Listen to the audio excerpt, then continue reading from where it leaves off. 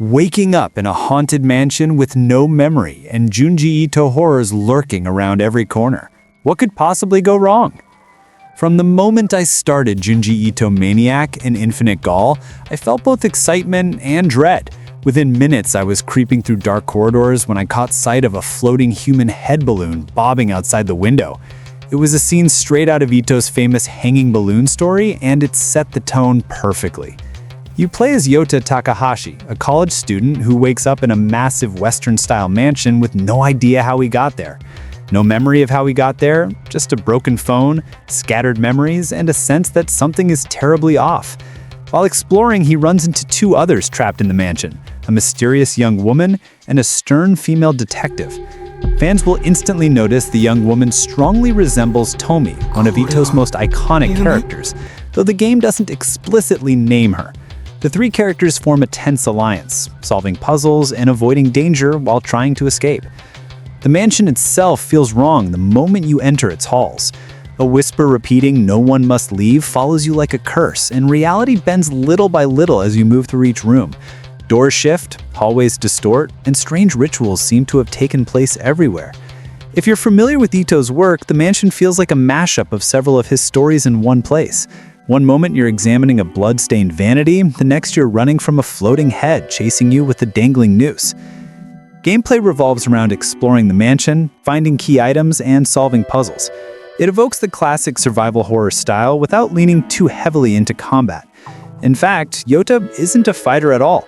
There are no shotguns or flamethrowers. Instead, you rely on hiding spots, quick thinking, and environmental traps to survive.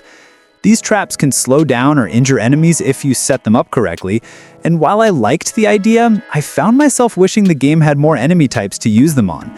Enemy variety is very limited, and many players will notice that most encounters involve a similar type of threat, which loses its impact over time. The puzzles lean on the simpler side, keeping the pace moving without demanding much deduction. I rarely felt stuck, but I also didn't feel like the game challenged me much in terms of puzzle difficulty. They're functional and keep the pace steady. Players who enjoy breezing through puzzles will probably have a good time, while fans of tougher riddles might find the game a bit too gentle. The game is short. My first run took about 2.5 hours. There are multiple endings, and depending on how thoroughly you explore and replay, reaching all of them can add a few more hours. It's not long, but the price reflects that. The multiple endings do encourage replaying, especially since some scenes and references can be missed depending on the route you take. So how scary is it? That's where opinions will vary. The atmosphere works well, with lighting and sound doing most of the heavy lifting to keep you tense. The lighting, strange architectural design, eerie whispers, and unsettling sound effects all create genuine tension. I moved slowly through many rooms because I didn't trust what might be waiting on the other side. A couple of moments really made me jump, and the feeling of unease stays with you for most of the experience. But does it reach the level of Junji Ito's manga? Not quite.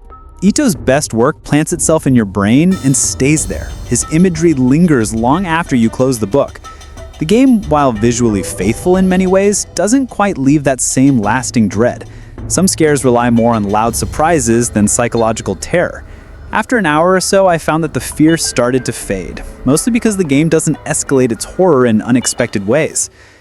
The story is where the game stumbles the most. The setup is intriguing, and the inclusion of familiar Ito characters and monsters is exciting, but the actual narrative tying everything together feels thin. Some character interactions come off as stiff or overly dramatic, and I didn't feel emotionally invested in their journey as much as I hoped. Her resemblance to Tomi is fun for fans, but the game doesn't fully explore this character in a meaningful way. The story ends up feeling like a collection of Ito references without the emotional punch that his stories usually deliver. That said, if you love Junji Ito, you will absolutely enjoy spotting the countless nods throughout the mansion.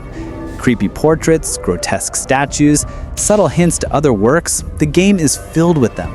It feels like a haunted house designed for Ito fans, with familiar horrors tucked into every room. On the technical side, the game performs well. The mansion looks detailed and moody, and the lighting is handled effectively. Performance was smooth on my system.